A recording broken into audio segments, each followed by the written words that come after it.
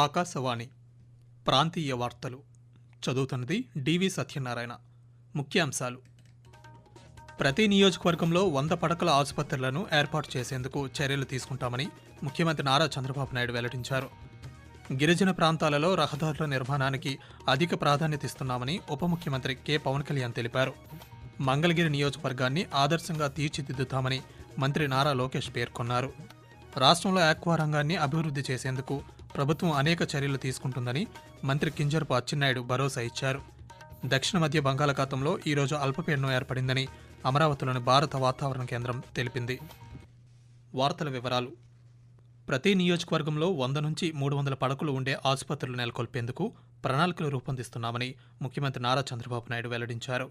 అమరావతిలోని రాష్ట్ర సచివాలయంలో ఈరోజు వైద్యం, ఆరోగ్యం, ఆహార విభాగాలలో పురోగతిపై ముఖ్యమంత్రి పవర్ పాయింట్ ప్రజెంటేషన్ ద్వారా పాత్రికేయులకు వివరించారు. ఈ సందర్భంగా ఆయన మాట్లాడుతూ అమరావతిలో గ్లోబల్ మెడిసిటీని ఏర్పాటు చేస్తామని తెలిపారు. ప్రజలకు ఆరోగ్యపరమైన అవగాహన ఉండాలని ముఖ్యమంత్రి పేర్కొంటూ, టోటల్ డిజిటలైజేషన్ కి హెల్త్ ఇన్ఫ్రాస్ట్రక్చర్ అంతా కూడా పేషెంట్ దగ్గర నుంచి, స్టాఫ్ దగ్గర నుంచి, హాస్పిటల్స్ దగ్గర నుంచి ఎట్లా ఉపయోగించాలి, గ్లోబల్ నాలెడ్జ్ ఎట్లా తీసుకురావాలి, అవన్నీ తీసుకొస్తాం. అదే మాదిరిగా 100 హాస్పిటల్స్ నుంచి 300 bed hospitals, multi speciality hospitals in all assembly segments లో పెట్టాలని నిర్ణయం చేసిన ఇన్ఫ్రాస్ట్రక్చర్. ఫైనల్ గా అమరావతిలో కూడా ఒక మెగా గ్లోబల్ మెడిసిటీ ప్రాజెక్ట్ పెట్టాలని, బెస్ట్ హాస్పిటల్స్ అన్నిటికి వచ్చి హెల్త్ టూరిజానికి కూడా ఉపయోగపడే విధంగా చేయాలనేది ఒక ప్రపోజల్. రాష్ట్రంలో ఆక్వా రంగాన్ని అభివృద్ధి చేసేందుకు ప్రభుత్వం ప్రత్యేక చర్యలు తీసుకుంటుందని రాష్ట్ర వ్యవసాయ శాఖ మంత్రి కింజరపు అచ్చెన్నాయుడు భరోసా ఇచ్చారు. ఆక్వా సమస్యలపై మంత్రి అధ్యక్షతన అమరావతిలో ఈరోజు నిర్వహించిన సమావేశంలో ఆక్వా రంగ నిపుణులు, అధికారులు పాల్గొన్నారు. అమెరికా దేశం విధించిన సుంకాలు ఆక్వా రంగానికి కలిగే ఇబ్బందులపై మంత్రి అచ్చెన్నాయుడు మాట్లాడుతూ, దేశీయ ఆక్వా ఉత్పత్తులను సద్వినియోగం చేసుకునేలా సాగుదారులకు ప్రోత్సాహం అందిస్తామని తెలిపారు. అదేవిధంగా రైతులు, విత్తన ఉత్పత్తిదారులు, నిపుణులు, ఫీడ్ తయారీదారులతో ఒక కమిటీ ఏర్పాటు చేయనున్నామని మంత్రి చెప్పారు. గిరిజన ప్రాంతాలలో రహదారుల నిర్మాణానికి అధిక ప్రాధాన్యత ఇస్తున్నామని ఉప ముఖ్యమంత్రి కె పవన్ కళ్యాణ్ తెలిపారు. అల్లూరి సీతారామరాజు జిల్లాలోని డుంబరిగూడలో అడవితల్లి బాట కార్యక్రమాన్ని ఈరోజు ఆయన ప్రారంభించారు. ఈ సందర్భంగా మాట్లాడుతూ, రాష్ట్రంలో ప్రభుత్వం ఏర్పాటైన సంవత్సరంలోపే 1500 కోట్ల రూపాయల విలువైన పనులను గిరిజన ప్రాంతాలలో మౌలిక సదుపాయాల కోసం మంజూరు చేశామని తెలిపారు. త్వరలోనే ఈ పనులు ప్రారంభమవుతాయని పవన్ కళ్యాణ్ మాట్లాడుతూ, అడవి తల్లి బిడ్డలకి మేము ఈ రోజున అడవి తల్లి బాటకు శ్రీకారం చుట్టాం. చాలా అద్భుతమైన మన అరకు ప్రాంతం. దీన్ని బాగా సద్వినియోగం చేసుకోవాలి. ఇక్కడ టూరిజం డెవలప్ అవ్వాలి. ముందుగా జీవన శైలి మెరుగుపరచాలి, రోడ్లు బాగుండాలి. దాంట్లో భాగంగానే ఈ రోజున వల్నరబుల్ ట్రైబల్ గ్రూప్స్ ఉన్నాయో వాళ్ళకి చిన్నపాటి సౌకర్యం కల్పించడానికి మా ప్రయత్నం. ప్రజలు బాగుండాలి అనే ఒక ఏకైక సదుద్దేశంతో మేము ఈ రోజున ఈ పథకానికి శ్రీకారం చుట్టాం. అడవి తల్లి బాట కార్యక్రమం కింద 1069 కిలోమీటర్ల రోడ్లు కనెక్టివిటీని అందించడానికి పనులు మంజూరు చేశాం. మంగళగిరి నియోజకవర్గాన్ని అభివృద్ధిలో ఆదర్శంగా తీర్చిదిద్దుతామని రాష్ట్ర విద్యా ఐటీ శాఖ మంత్రి నారా లోకేష్ తెలిపారు. మన ఇల్లు మన లోకేష్ కార్యక్రమంలో భాగంగా తాడేపల్లి మండలం కొలనుకొండకు చెందిన పేదలకు ఈరోజు ఇళ్ల పట్టాలను అందజేశారు. ఈ సందర్భంగా మాట్లాడుతూ, నియోజకవర్గ పరిధిలో చేనేత కార్మికులకు క్లస్టర్, స్వర్ణకారుల కోసం జెమ్స్ జ్యువెలర్ పార్క్ ఏర్పాటు చేయబోతున్నామని చెప్పారు. అదేవిధంగా 100 పడకల ఆసుపత్రికి ఈ నెల 13వ తేదీన శంకుస్థాపన చేస్తామని తెలిపారు. ఇల్లు లేని పేదలందరికీ దశల వారీగా ఇళ్ల పట్టాలు అందజేస్తామని నారా లోకేష్ పేర్కొన్నారు. పశ్చిమ గోదావరి జిల్లాలో జాతీయ రహదారులను కలుపుతూ సర్వీస్ రోడ్లను అభివృద్ధి చేసేందుకు నిధులు కేటాయించామని కేంద్ర ఉక్కు, భారీ పరిశ్రమల శాఖ సహాయ మంత్రి భూపతిరాజు శ్రీనివాసవర్మ చెప్పారు. తాడేపల్లిగూడెంలో ఈరోజు మంత్రి పాత్రికేయులతో మాట్లాడుతూ, లోసరు నుంచి భీమవరం మీదుగా పిప్పిర తాడేపల్లిగూడెం వరకు 100 కోట్ల రూపాయలతో రహదారిని అభివృద్ధి చేయనున్నామని తెలిపారు. అలాగే ప్రతి నియోజకవర్గంలో డయాలసిస్ సెంటర్ను ఏర్పాటు చేసేందుకు కృషి చేస్తున్నామని కేంద్ర మంత్రి చెప్పారు. వైఎస్ఆర్ కడప జిల్లా ఒంటిమెట్ట శ్రీ కోదండరామాలయంలో ఈ నెల 11వ తేదీన శ్రీ సీతారాముల కళ్యాణోత్సవాన్ని వైభవంగా నిర్వహిస్తున్నామని రాష్ట్ర దేవాదాయ శాఖ మంత్రి ఆనం రామనారాయణ రెడ్డి, జిల్లా ఇన్ఛార్జి మంత్రి ఎస్ సవిత తెలిపారు. స్థానిక టీటీడీ పరిపాలన సమావేశ మందిరంలో బ్రహ్మోత్సవాలు, కళ్యాణోత్సవ ఏర్పాట్లపై అధికారులతో ఈరోజు సమావేశం నిర్వహించారు.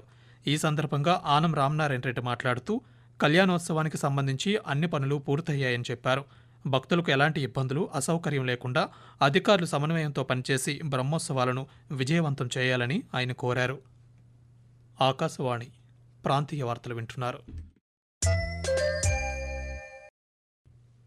కేంద్ర ప్రభుత్వ పథకాలు నిరుపేదల జీవితాల్లో వెలుగులు నింపుతున్నాయి. కేంద్ర ప్రభుత్వం అందించే పథకాలతో లబ్ధి పొందుతున్న వారు ఆర్థికంగా నిలదొక్కుకోవడమే కాకుండా తమ కుటుంబాన్ని పోషించుకుంటున్నారు.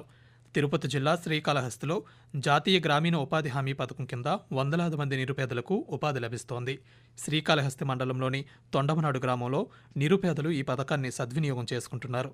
ఈ పథకం ద్వారా తమకు ఎంతో మేలు జరుగుతోందని తొండమనాడు గ్రామస్తురాలు సరోజమ్మ మాట్లాడుతూ, ఉపాధి హామీ పనికి రోజు వెళ్తూ ఉంటాం సార్. మాకు వారం పేమెంట్లు అవుతూ ఉంటాయి. మాకు డబ్బులు కూడా బాగా పడుతున్నాయి. మేము పారం పనులు, పేడర్ ఛానల్స్, హార్టికల్చర్, ఇంకుడు గుంతల తవ్వకము అలాంటి పనులు చేస్తున్నాం సార్. ఎండల తీవ్రత వల్ల మంచినీళ్లు గాని ఓఆర్ఎస్ ప్యాడ్లు గాని కల్పిస్తున్నారు సార్. మాకు పని చాలా బాగా చేస్తున్నాం సార్. ప్రస్తుతానికి సార్ 150 రోజులు పెంచాలని మాకు చాలా సంతోషంగా ఉంది సార్. ఈ పని వల్ల మా పిల్లలు స్కూల్ కి పంపించడం గాని చదివించుకోవడం గాని ముఖ్యంగా నిండు పేదవాళ్ళకి చాలా ఉపయోగిస్తున్నాము.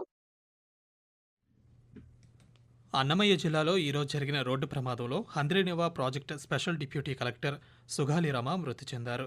కలెక్టరేట్లో నిర్వహించే పీజీఆర్ఎస్ కార్యక్రమంలో స్పెషల్ కోఆర్డినేటర్గా విధులకు హాజరయ్యేందుకు పీలేరు నుంచి కారులో ఆమె బయలుదేరారు. మార్గమధ్యంలో సంబేపల్లి సమీపంలో ఉన్న ఎర్రగుంట వద్ద ఎదురుగా వచ్చిన మరో కారు ఢీకొన్న ప్రమాదంలో అక్కడికక్కడే ఆమె మరణించారు. కాగా స్పెషల్ డిప్యూటీ కలెక్టర్ మృతిపై ముఖ్యమంత్రి నారా చంద్రబాబు నాయుడు సంతాపం వ్యక్తం చేశారు. ప్రమాదంలో గాయపడిన మరో 4 అత్యవసర వైద్య చికిత్సలు అందించాలని అధికారులను ముఖ్యమంత్రి ఆదేశించారు. ప్రపంచ ఆరోగ్య దినోత్సవం సందర్భంగా జిల్లా కేంద్రమైన బాపట్ల నగరంలోని ప్రభుత్వ మున్సిపల్ హైస్కూల్ నుంచి ర్యాలీ నిర్వహించారు. ముఖ్య అతిథిగా హాజరైన జిల్లా కలెక్టర్ వెంకటమురళి ఈ సందర్భంగా మాట్లాడుతూ, జిల్లాలో మాతా శిశువు మరణాల నియంత్రణపై ప్రజలకు అవగాహన కల్పించేందుకు చర్యలు చేపడుతున్నామని తెలిపారు. మంచి ఆరోగ్యంతోనే ఏమైనా సాధించవచ్చని జిల్లా వైద్య ఆరోగ్య శాఖ అధికారి ఈబీ దేవి అన్నారు. ప్రపంచ ఆరోగ్య దినోత్సవాన్ని పురస్కరించుకొని వైద్య ఆరోగ్య శాఖ ఆధ్వర్యంలో నిర్వహించిన అవగాహన ర్యాలీ కార్యక్రమాన్ని ఆమె ఈరోజు అనంతపురంలో ప్రారంభించారు. ప్రతి ఒక్కరూ ఆరోగ్యంపై శ్రద్ధ చూపాలని కొండపల్లి మున్సిపల్ కమిషనర్ బి రమ్యకీర్తన అన్నారు. బాపట్ల జిల్లా కొండపల్లిలో ఈరోజు నిర్వహించిన వైద్య శిబిరాన్ని ఆమె ప్రారంభించారు. విశాఖ జిల్లాలోని ప్రసిద్ధ పుణ్యక్షేత్రం శ్రీ వరాహలక్ష్మీ నరసింహస్వామివారి వార్షిక కళ్యాణోత్సవం రేపు రాత్రి జరుగుతుందని ఆలయ అధికారులు తెలిపారు. ప్రతి ఏటా చైత్ర శుద్ధ ఏకాదశి నాడు స్వామివారి కళ్యాణోత్సవాలను నిర్వహించడం ఆనవాయితీగా వస్తోందని పేర్కొన్నారు. భక్తులు ఈ ఆధ్యాత్మిక కార్యక్రమాన్ని తిలకించేందుకు పెద్ద సంఖ్యలో హాజరవుతారని చెప్పారు. ప్రజా ఫిర్యాదుల పరిష్కార వ్యవస్థ పీజీఆర్ఎస్ కార్యక్రమానికి జిల్లా అధికారులందరూ హాజరు కావాలని అనకాపల్లి జిల్లా కలెక్టర్ విజయకృష్ణన్ ఆదేశించారు. ఈరోజు కలెక్టర్ కార్యాలయ సమావేశ మందిరంలో నిర్వహించిన పీజీఆర్ఎస్ కార్యక్రమంలో జిల్లా collector Vijayakrishnan, joint collector M Jahnavi, ఇతర అధికారులు ప్రజల నుంచి అర్జీలు స్వీకరించారు. ఆగ్నేయ బంగాళాఖాతం పరిసర ప్రాంతాల్లో కొనసాగుతున్న ఉపరితల ఆవర్తన ప్రభావంతో దక్షిణ మధ్య బంగాళాఖాతంలో ఈరోజు అల్పపీడనం ఏర్పడిందని అమరావతిలోని భారత వాతావరణ కేంద్రం తెలిపింది. ఈ అల్పపీడనం రేపటికి నైరుతి బంగాళాఖాతం వైపు కదిలే అవకాశం ఉందని వెల్లడించింది. ఆ తర్వాత 48 గంటల్లో పశ్చిమ మధ్య బంగాళాఖాత ప్రాంతంలో విస్తరించే అవకాశం ఉందని తెలిపింది. ఆ వివరాలను అమరావతిలోని వాతావరణ అధికారి వెల్లడిస్తూ, ఆగ్నేయ బంగాళాఖాతం మరియు పరిసర ప్రాంతాల్లో ఉన్న ఉపరితల ఆవర్తన ప్రభావంతో దక్షిణ మధ్య బంగాళాఖాతంలో అల్పపీడనం ఏర్పడింది. దీని అనుబంధ ఉపరితల ఆవర్తనం సగటు సముద్ర మట్టానికి 5.8 కిలోమీటర్ల ఎత్తు వరకు విస్తరించి ఉంది. ఈ అల్పపీడనం ఏప్రిల్ 8వ తేదీ వరకు వాయువ్య దిశగా నైరుతి బంగాళాఖాతం వైపు కదిలి ఆ తరువాత 48 గంటల్లో ఉత్తరం వైపు ప్రయాణిస్తూ పశ్చిమ మధ్య బంగాళాఖాత ప్రాంతాలకు విస్తరించే అవకాశం ఉంది. ఈ రోజు మరియు రేపు కోస్తా ఆంధ్రప్రదేశ్ మరియు యానాంలో తేలిపాటి మోస్తరు వర్షాలు లేదా ఉరుములతో కూడిన జల్లులు 1 లేదా 2 చోట్ల కురిసే అవకాశం ఉంది. ఉరుములతో కూడిన మెరుపులు మరియు బలమైన ఎదురుగాలు గంటకు 30 నుంచి 40 కిలోమీటర్ల వేగంతో వీచే అవకాశం ఉంది. ప్రాంతీయ వార్తలు ముగించే ముందు ముఖ్యాంశాలు మరోసారి. ప్రతి నియోజకవర్గంలో 100 పడకల ఆసుపత్రులను ఏర్పాటు చేసేందుకు చర్యలు తీసుకుంటామని ముఖ్యమంత్రి నారా చంద్రబాబు నాయుడు వెల్లడించారు. గిరిజన ప్రాంతాలలో రహదారుల నిర్మాణానికి అధిక ప్రాధాన్యత ఇస్తున్నామని ఉప ముఖ్యమంత్రి కె పవన్ కళ్యాణ్ తెలిపారు. మంగళగిరి నియోజకవర్గాన్ని ఆదర్శంగా తీర్చిదిద్దుతామని మంత్రి నారా లోకేష్ పేర్కొన్నారు. రాష్ట్రంలో ఆక్వా రంగాన్ని అభివృద్ధి చేసేందుకు ప్రభుత్వం ప్రత్యేక చర్యలు తీసుకుంటుందని మంత్రి కింజరాపు అచ్చెన్నాయుడు భరోసా ఇచ్చారు. దక్షిణ మధ్య బంగాళాఖాతంలో ఈరోజు అల్పపీడనం ఏర్పడిందని అమరావతిలోని భారత వాతావరణ కేంద్రం తెలిపింది. ఆకాశవాణి ప్రాంతీయ వార్తలు ఇంతటితో సమాప్తం. రాత్రి 8 గంటల 30 నిమిషాలకు జాతీయ వార్తలు వింటారు.